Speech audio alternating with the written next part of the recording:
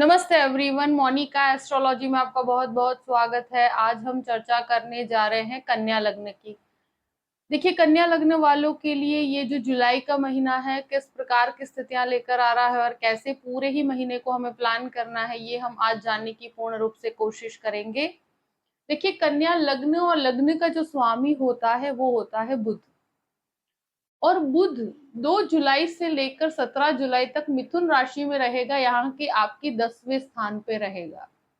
और उसके बाद वो आपके 11वें स्थान में चला जाएगा और सूर्य 16 तारीख तक आपके 10वें स्थान में रहेगा। उसके बाद वो 11वें स्थान में सूर्य बुध की युति होगी। उसके बाद भी देखिए, सबसे बड़ी चीज ये है कि गुरु की एक दृष्टि आपके केंद्र भाव को देख रही है, यानी कि आपके लग्न को देख रही है। और लग्न का स्वामी जब 10th हाउस में स्पेशली 2 से 17 तक का जो समय है वो आपके लिए बहुत ही महत्वपूर्ण हो जाता है। अगर कोई भी एडमिनिस्ट्रेटिव सर्विस के साथ जुड़े हुए हैं आप, कोई भी ऐसी चीज के अंदर जहां पर गवर्नमेंट से कनेक्टेड कार्य करते हैं, कोई बैंकिंग सेक्टर के अंदर काम करते हैं और कोई भी प्रकार का इंटरव्यू दिया है आपने, या आपका कोई इंटरव्यू है या इस प्रकार का कोई भी प्रेजेंटेशन है आपका, तो मैं ये कहूंगी कि ये परिस्थिति आपको पूर्ण रूप से सपोर्ट करती है। पहले 17 तारीख तक भी और उसके बाद भी आपको पूर्ण रूप से सपोर्ट बना हुआ है। तो कार्यस्थल में आपका जो मैनेजमेंट और जो भी प्रकार की स्किल होगी वो बहुत ही एक्सीलेंट होगी। और वहां पर कोई भी प्रकार की आपको, जो कहते हैं ना कि डाउट, सेल्फ डाउट रखने की जरूरत नहीं है, क्योंकि ये परिस्थिति आपको पूर्ण रूप से सपोर्ट करती है। काफी समय से कुछ ऐसे अटके हुए कार्य हैं जो आपके इस महीने संपन्न होंगे। और स्पेशली मैं कहूंगी कि ये जो भी फाइनेंस सेक्टर से जुड़े हुए लोग हैं, जो भी बैंकिंग सेक्टर से जुड़े हुए लोग हैं, उनके लिए ये बहुत ही एक्सीलेंट काम करती है। तो बिजनेस पॉइंट ऑफ व्यू से भी देखा जाए, अगर आप अपने फादर के बिजनेस के अंदर हैं इन्वॉल्व या जॉइंट बिजनेस में भी हैं, तो यहाँ पर भी आपको पूर्ण रूप से सपोर्ट प्राप्त है। आपकी कार्य में भी वृद्धि होगी। और ये महीना स्पेशली 17 तारीख तक का जो समय, 2 से 17 का जो समय है, बहुत अच्छा है मैनेजमेंट के लिए, आपके इंटरव्यू के लिए, और हर तरह से आपको सफलता प्राप्त होती है। उसके बाद की परिस्थितियां भी आपके लिए लाभ ही लेकर आती है। देखिए, चंद्रमा की राशि में है, वहां पर थोड़ी सी परिस्थितियां बदलती है, मगर फिर भी मैं कहूंगी कि ये समय पूर्ण रूप से पॉजिटिव है। और गुरु की दृष्टि आपको योग्य निर्णय लेने में काफी, जो एक कहता है ना कि एक आपको सही डायरेक्शन दे पाएगी। तो ये एक बहुत अच्छी परिस्थिति है। अब दूसरी घर की बात करते हैं। सेकंड हाउस का स्वामी शुक्र है और केतु वहां पर ऑलरेडी स्थित है। देखिए, मंगल की एक दृष्टि आपके सेकंड हाउस पर पड़ रही है और शुक्र आपके 13 तारीख तक आपके लाभ स्थान में भाग्य स्थान में रहेगा। उसके बाद आपके कर्म स्थान में आ जाएगा। तो शुक्र 13 तारीख के बाद आपके 10th हाउस में बहुत सपोर्टिव बेस लेकर बैठा हुआ है और द्वितीय होकर बैठा है। तो देखिए, यहाँ पर क्या होता है कि जो भी फैमिली मैटर्स है, तो वहां पर थोड़े क्लैशेस होने की संभावनाएं बढ़ जाती है 13 तारीख तक ज्यादा। और एक तरह से देखा जाए, देखिए परिस्थितियां इस प्रकार से है कि मंगल राहु का जो ये योग बनता है आपके अष्टम भाव में, उसका एक दृष्टि सेकंड हाउस पे पड़ता है। तो परिवार में काफी छोटी छोटी चीजों में क्लैशेस होने की संभावना है।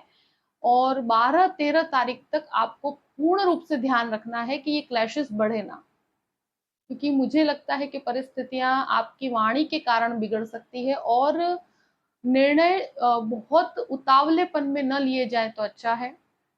और यहाँ पर क्या होता है कि देखिए, केतु भी वहां पर स्थित है, जो आपको कहीं ना कहीं फैमिली से डिटैच करेगा। ये आपको लगेगा कि वहां पर आपका जो अटैचमेंट होना चाहिए फॉर, जो भी कहते हैं ना कि हमारा पूरा फुल फ्लेज्ड फैमिली, उसमें आपका इतना अटैचमेंट नहीं रहेगा। कहीं ना कहीं आपको वहां पर एक सेटिस्फेक्शन नहीं प्राप्त हो पाता है। मगर इसी चीज को आप 13 तारीख के बाद, ये शुक्र जब आपके 10th हाउस में आता है, तो फाइनेंस के पॉइंट ऑफ व्यू से बहुत अच्छा कार्य करता है।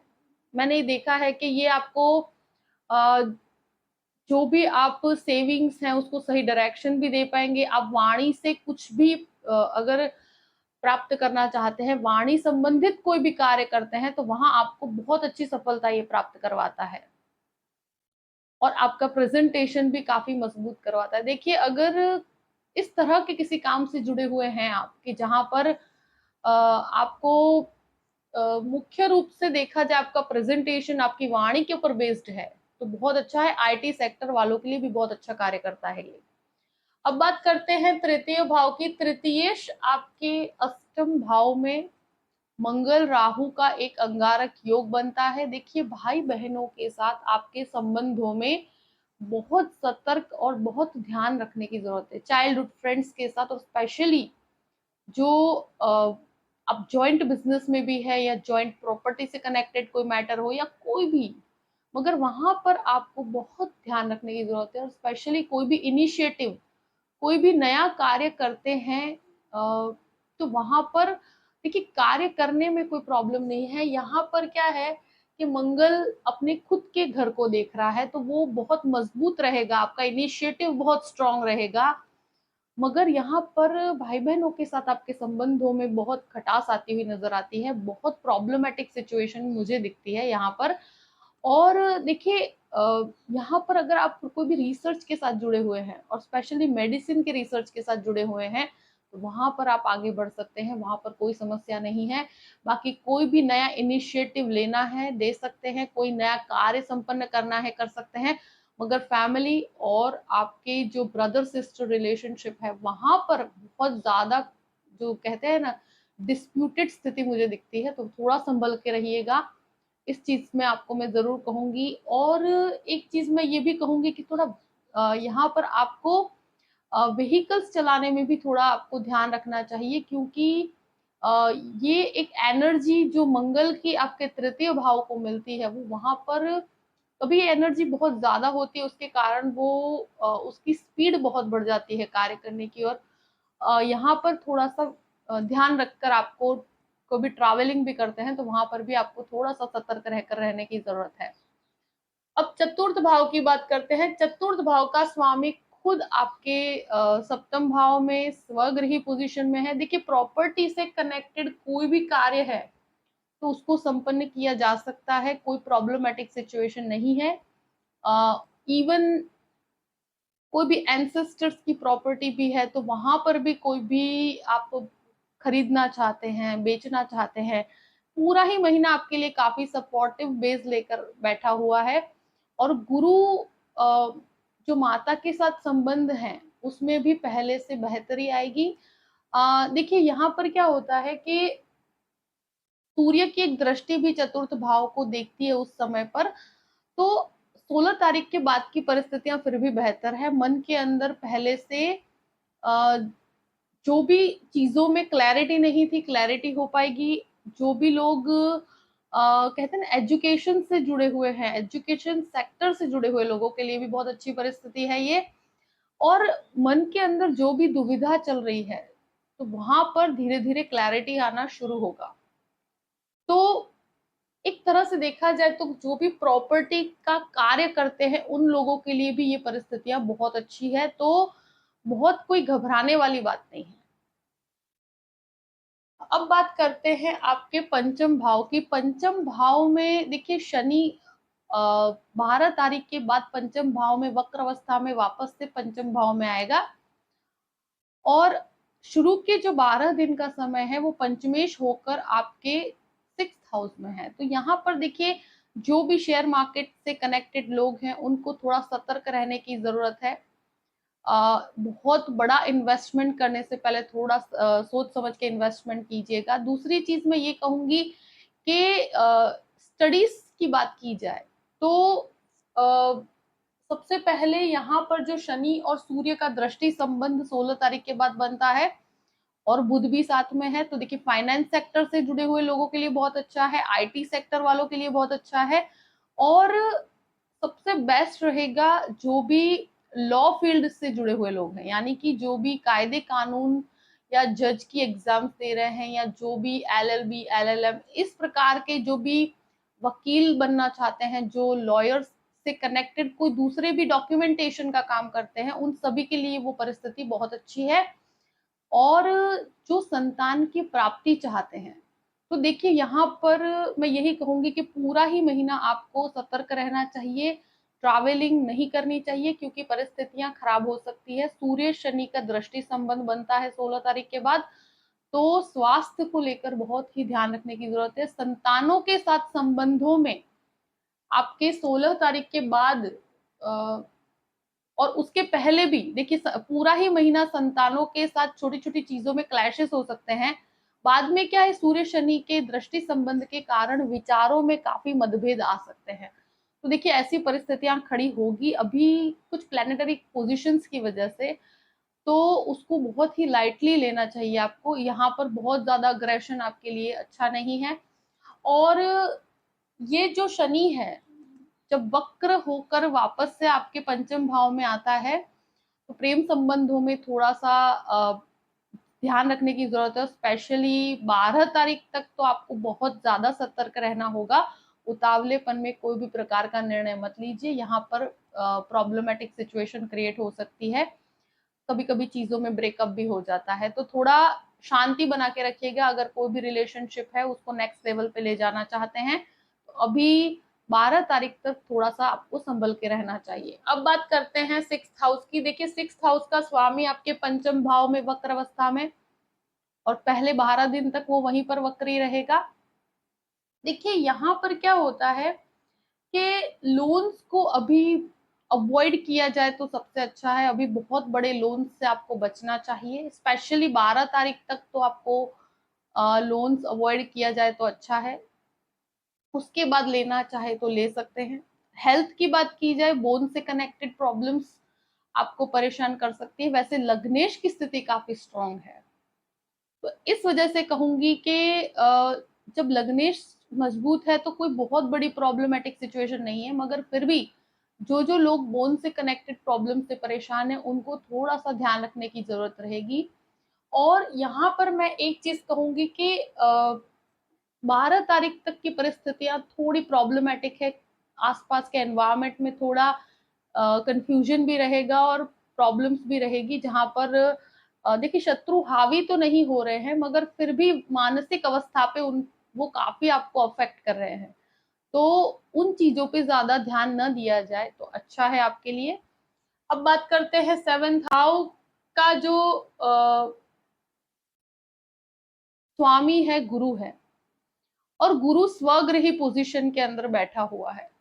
और यहाँ पर क्या होता है कि एक चीज मैंने देखी है कि जो लाइफ पार्टनर के साथ काफी समय से आपके काफी डिस्प्यूटेड स्थिति थी, तो अभी यहाँ पर पहले से बेहतर है।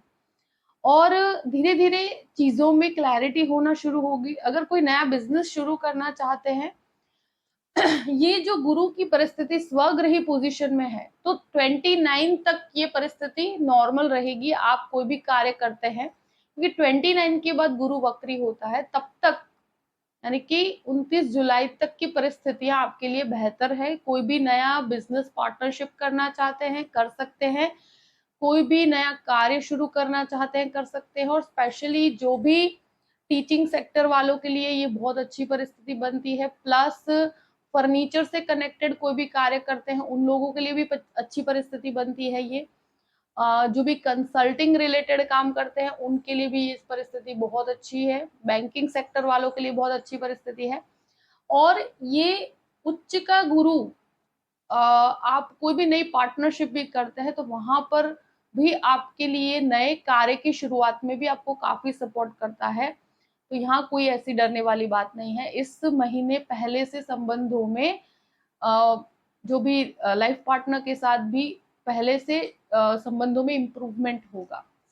अब बात करते हैं अष्टम भाव की। देखिए अष्टम भाव में मंगल राहु का एक योग बन रहा है। ये सबसे इंपॉर्टेंट चीज है इस पूरे ही महीने की, कि शनि की एक दृष्टि यहाँ पर पड़ती है और मंगल राहु के ऊपर पड़ती है, वो भी तृतीय दृष्टि है। और यहाँ पर एक तो इन लॉस के साथ आपके समय, यानी कि जो भी इन लॉज है उनके साथ संबंधों में खटास आने की संभावनाएं बहुत ज्यादा बढ़ जाती है। अगर कोई भी मेडिसिन का रिसर्च कर रहे हैं तो परिस्थिति आपके लिए बहुत सपोर्टिव बेस लेकर बैठी हुई है, और यहाँ कोई वैसे प्रॉब्लमेटिक सिचुएशन नहीं है। जो मेडिसिन सेक्टर के साथ जुड़े हुए लोग हैं, डॉक्टर है, नर्सिस है, रिसर्च के अंदर है, स्टूडेंट्स जो रिसर्च करना चाहते हैं, उन सभी के लिए ये परिस्थिति बहुत एक्सीलेंट रिजल्ट देगी। पर यहाँ पर एक ही चीज मैं कहूंगी कि यहाँ एक अग्रेशन बहुत ज्यादा होगा, और आपके बिहेवियर में कुछ ऐसे चेंजेस आएंगे जो अनएक्सपेक्टेडली आपको रिजल्ट्स देंगे। जो भी उतावलेपन में कोई भी प्रकार का डिसीजन मत लीजिएगा, वो भी अग्रेशन में आकर, स्पेशली 12 तारीख तक। व्हीकल्स चलाने में भी आपको बहुत सतर्क रहना है। और यहाँ पर क्या होता है कि जो आपके आसपास के एनवायरनमेंट और स्पेशली आपके फैमिली के अंदर ये डिस्प्यूटेड स्थिति क्रिएट करता है, और यहाँ कुछ हिडन चीजें यानी कि कुछ हिडन अफेयर्स की वजह से भी आपको प्रॉब्लम्स हो सकती है। अब बात करते हैं नवम भाव की। नवम भाव का अधिपति शुक्र होकर आप 13 तारीख तक यहीं रहेगा। तो देखिए, आध्यात्मिकता के लिए ये बहुत अच्छा है, स्वगृही पोजीशन है। अगर कोई भी फैशन डिजाइनिंग कनेक्टेड कोर्स करना चाहते हैं, अच्छी परिस्थिति है। और ये हाँ, आध्यात्मिकता बढ़ती है, क्योंकि ये एक तरह से देखा जाए तो गुरु की एक तो दृष्टि लग्न पे भी पड़ती है और शुक्र स्वगृही पोजीशन में है। तो देखिए, जो भी कार्य होंगे उसमें एक तो जैसे कि योगा है, मेडिटेशन है, इस तरह की चीजों में आपका इंटरेस्ट बढ़ेगा। और अगर इस तरफ आप आगे बढ़ते हैं तो आपको काफी अच्छा रिजल्ट प्राप्त होता है। अगर कोई भी कहते हैं ना, डिजाइनिंग है या कोई भी प्रकार का इंटीरियर का कोर्स करना चाहते हैं, उसके लिए आप विदेश जाना चाहते हैं, तो ये परिस्थितियां आपको पूर्ण रूप से 13 तारीख तक सपोर्ट करती है। अब बात करते हैं आपके दशम भाव की। दशम भाव में सूर्य की और बुध की युति बनी रहेगी। स्पेशली 16 तारीख तक सूर्य रहेगा, 17 तारीख तक बुध रहेगा। उसके बाद शुक्र 13 तारीख के बाद आपके 10वें घर में आ जाएगा। तो ये 10वां घर आपका पूरा महीना बहुत एक्टिवेटेड है। तो कार्यस्थल में बहुत अच्छी मजबूती बनी हुई है। आपको काम में बहुत ही फाइनेंशियल गेन भी होता है, प्रमोशंस भी हैं, और आपके लिए बेहतरी है। ये महीना कार्यस्थल में आपको बहुत मजबूती देता है। अगर आप कोई भी कोर्स भी कर रहे हैं जहां पे आपको सक्सेस चाहिए, एडमिनिस्ट्रेटिव कोर्स के अंदर या बैंकिंग सेक्टर के अंदर, तो ये आपको पूर्ण रूप से सपोर्ट करता है। और कोई भी अथॉरिटीज है, उनका सपोर्ट आपको प्राप्त होगा। अगर कोई इंटरव्यू है तो वहां पर भी आपको ये बहुत अच्छी सफलता, आपको 17 तारीख तक तो बहुत अच्छी सफलता है। उसके बाद भी लाभ स्थान में है तो वो भी आपको ऑलमोस्ट 80% तक आपको अच्छे और पॉजिटिव रिजल्ट्स देगा। शुक्र आपके कार्य में, एक वाणी संबंधित कार्य में काफी चकाचौंध लेकर आता है। कोई भी एजेंसी रिलेटेड कार्य करते हैं उनके लिए भी अच्छा है। जो बैंकिंग के अंदर कहीं पर भी, जहां इंटीरियर में हर तरह से जहां पर भी आपका प्रेजेंटेशन होना चाहिए, एक चमक होती है कार्य की, वो आपकी लोगों के सामने नजर आएगी। तो यहाँ पर कोई भी डरने वाली बात नहीं है। कोई चेंज करना चाहते हैं आप तो चेंज कर सकते हैं। जॉब के अंदर भी बदलाव, कोई नया कार्य शुरू करते हैं तो यहाँ पर आपको अच्छी सफलता प्राप्त होती है। अब बात करते हैं 11th हाउस की। 11वें स्थान में सूर्य बुध की युति बनती है, वो भी 17 तारीख के बाद। और देखिए, 16 तारीख के बाद तो सूर्य भी आ जाएगा और 17 तारीख के बाद बुध आ जाएगा। यहाँ पर लग्नेश होकर वो 11वें स्थान में जाएगा, तो आपको लाभ की प्राप्ति होती है। पर एक चीज मैं जरूर कहूंगी कि मंगल की एक नीचस्थ दृष्टि यहाँ पर पड़ती है, और शनि की भी एक दृष्टि पड़ती है। तो कुछ चीजों में 17 तारीख के बाद धीमापन अगर महसूस हो, और जो कहते हैं ना, चीजों में थोड़ा सा स्लो डाउन होने पर आपको डरने की कोई बात नहीं, क्योंकि ओवरऑल रिजल्ट पॉजिटिव होगा। मगर लाभ में कभी कभी आपको लगेगा कि जो एक्सपेक्टेड रिजल्ट्स है उसमें थोड़ी कमी आएगी, मगर फिर भी मैं कहूंगी कि उतावलेपन में कोई भी प्रकार का निर्णय मत लीजिए। 2 जन की एडवाइस लेकर कार्य कीजिएगा। ये मंगल राहु की एक युति अष्टम भाव में आपके स्वभाव में एक अनएक्सपेक्टेड चेंज, मतलब कभी-कभी कहता है ना कि उतावलेपन में बहुत जल्दी कोई डिसीजन ले लेना, तो वो आपको नहीं करना चाहिए। एडवाइस लेकर कार्य कीजिएगा और बहुत ज्यादा ईगो क्लैशेस में मत पड़िए। अब बात करते हैं आपके 12th हाउस की। 12वें घर का स्वामी सूर्य होकर यहाँ पर शुरुआत के अंदर आपके 10th हाउस में, उसके बाद आपके 11th हाउस में, तो फॉरेन लैंड से कनेक्टेड कुछ एक्सपेंसेस हो सकते हैं कार्यस्थल के अंदर। फॉरेन कनेक्टेड कोई मल्टीनेशनल कंपनी में कार्य करते हैं, उनके लिए बहुत अच्छी परिस्थिति है। कुछ एक्सपेंसेस आपको फॉरेन से कनेक्टेड उठाने पड़ सकते हैं, मगर देखिए फिर भी मैं कहूंगी कि वहां से आपको काफी फायदा है। जो भी स्टूडेंट्स बाहर जाना चाहते हैं, तो विदेश के कार्य में आपको बहुत अच्छी सफलता है। अगर मेडिसिन के रिसर्च के लिए आप विदेश जाना चाहते हैं, आईटी प्रोफेशन के अंदर है या फाइनेंस के अंदर है, मगर बाहर जाने के लिए जो जो स्टूडेंट्स की इच्छा है, तो मेरे हिसाब से क्या होता है कि 12 तारीख के बाद की परिस्थितियां फॉरेन लैंड से कनेक्टेड चीजों में बहुत अच्छा रिजल्ट देगी आपको। तो ये चीज में एक चीज कहूं कि अगर कोई भी लीगल चीज में आप फंसे हुए हो या कोई कोर्ट कचहरी का मामला है, तो वहां थोड़ा सतर्क रहने की जरूरत है। वैसे कोई बहुत ज्यादा डरने वाली बात नहीं है, मगर तो भी 12 तारीख तक उसमें भी आपको सतर्क रहना चाहिए। वहां बहुत ज्यादा रिएक्टिव लैंग्वेज, क्योंकि वाणी आपके कुछ चीजों में, फैमिली मैटर्स में, भाई बहनों के मैटर में, या जॉइंट कोई प्रॉपर्टी का कोई कार्य है, वहां वाणी खराब हो सकती है और कुछ नुकसान आपको उठाना पड़ सकता है। तो थोड़ा सोच समझ के आगे बढ़िएगा। देखिए कन्या लग्न वालों के लिए जो भी परिस्थितियां हैं वो मैंने आपके सामने रख दी है। आई होप कि ये वीडियो आपको पसंद आया होगा। अगर पसंद आए तो लाइक भी कीजिएगा और सब्सक्राइब भी कीजिएगा। अगर आप मुझसे कंसल्टेशन लेना चाहते हैं तो डिस्क्रिप्शन बॉक्स में मैंने अपना ईमेल आईडी दिया हुआ है, astrologymonica@gmail.com। आप उस पर मेल कर सकते हैं। मैं आपको पूरी ही जानकारी प्रदान करूंगी कि कैसे मुझसे कांटेक्ट किया जाए और कैसे मुझसे कंसल्टेशन लिया जाए। देखिए परिस्थितियों को ध्यान में रखते हुए अपने पूरे ही महीने को प्लान कीजिए और हमेशा खुश रहिए। Thank you so much. जय श्री कृष्ण।